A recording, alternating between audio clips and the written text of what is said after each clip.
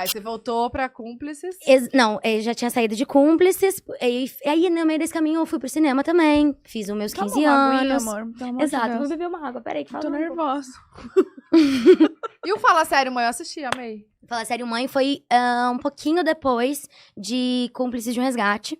E eu tava pra fazer 17 anos, exato. E aí, entre essas pausas, eu conseguia fazer show, lançar livro, gravar música, fazer tour e fazer cinema. Oh, incrível. Exato. Você já brincou na rua? Você sabe o que é brincar na Não. rua? Você sabe o que é? Não sei o que é ralar um joelho, bater uma canela quase. Andar de bicicleta? Já andou Mas de eu tenho. bicicleta? No Rio de Janeiro eu tô fazendo isso agora. Ah, Faço tá. futevôlei. A gente vai Olha. chegar no momento em que eu Desacelera um pouco. desacelero um curte. pouco. Exato. No auge dos meus 21 No ano anos. 21, gente. Aprendi o que é ralar um joelho. É.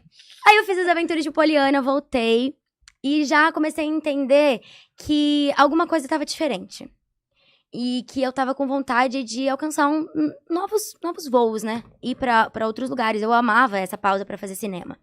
E Isso você tinha quantos anos? Eu tava com 17 nessa época. E a novela foi até os meus 19, quase 20. Então, eu entrei na novela na preparação com 16. E aí, terminei a novela com 19. E no meio desse caminho, né, na metade mais ou menos da novela, eu fiz modo avião e assinei o contrato com a Netflix. Então, eu tinha a possibilidade de fazer algo muito incrível, original, né, da Netflix, pra plataforma, trabalhando com pessoas que eu tinha muita vontade de trabalhar, porque eles me deixaram sempre muito à vontade, pra ter o diretor que eu tinha vontade de trabalhar, contar a história que eu tivesse vontade de contar. E segue assim até hoje. Trabalhar com elenco. E aí, lembra da Marcela Tiberg? Que me descobriu Lembro. lá no teatro? Uhum.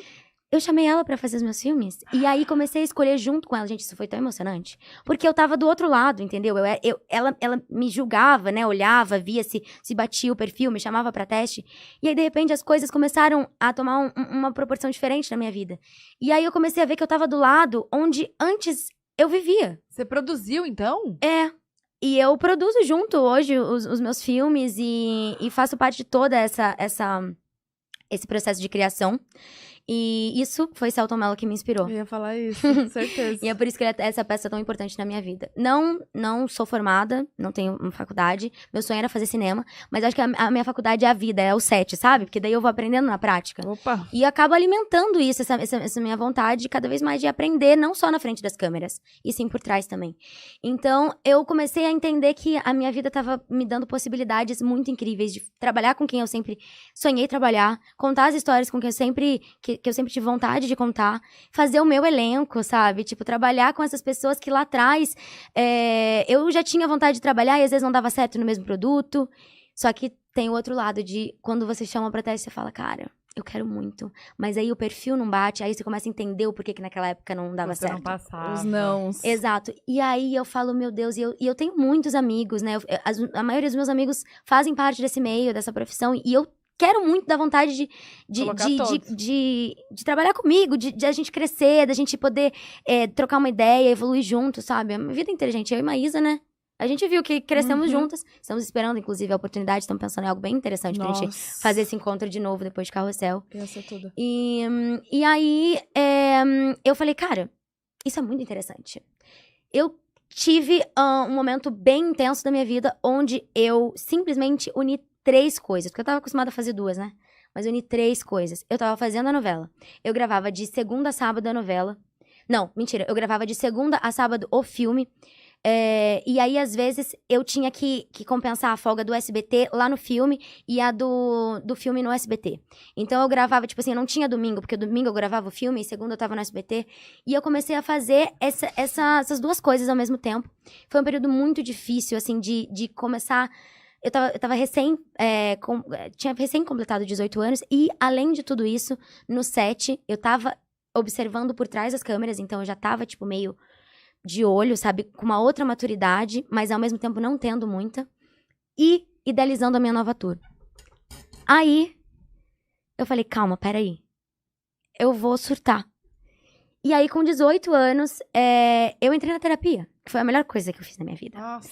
E aí eu falei, peraí, que agora eu vou consertar tudo, porque tava somatizando. E eu comecei a achar que eu não sabia mais quem eu era.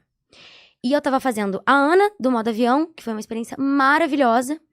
Eu tava interpretando a Mirella, que tava colhendo excelentes frutos em As Aventuras de Poliana. E eu tava idealizando uma tour, eu ia montar tudo com os meus bailarinos, com a minha banda, com o meu figurino. E eu falei, peraí, eu não sou 3, eu não consigo fazer 2 ao mesmo tempo, eu sou só uma. E aí eu entendi que eu precisava organizar tudo que quando eu era criança, vambora. E quando eu fiz 18 anos, eu achei que tudo ia mudar do dia pra noite. Falei, não, agora acabou. Agora eu vou ser uma adulta e as responsabilidades vão cair sobre minha cabeça. Tadinha. Sempre tive responsabilidade, a minha vida inteira. E não muda nada, né? E não muda nada. Nada, sério. Você que tá assistindo, não vai se iludindo que não é isso. Vai com calma. Nada. Piora. Exato. Tipo, é um processo. E eu consigo enxergar hoje, com 21, que eu amadureci, passei por uma fase de transição e amadurecimento muito mais dos 20 pros 21 do que dos 18 do nada, sabe? Então, isso foi... o quebra-cabeça foi desencaixando e ao mesmo tempo que eu entendi que tava se desencaixando, eu falei, opa, peraí. Eu sempre fui uma menina muito centrada. Sempre fui uma menina que sempre tive muita cabeça. Os meus pais sempre juntos, me apoiando, me incentivando. Eu preciso entender esse meu processo. A minha saúde mental, física e espiritual sempre esteve em primeiro lugar. Deus no comando de tudo. Minha base, que é o meu porto seguro, tá aqui comigo. Eu preciso entender essas questões. Quem sou eu? No meio disso tudo. Nossa. Aonde eu tô, sabe? E aí, foi nesse exato momento que eu tive essas oportunidades maravilhosas. Fui pra terapia, entendi todo o processo, comecei a adequar as coisas e falar...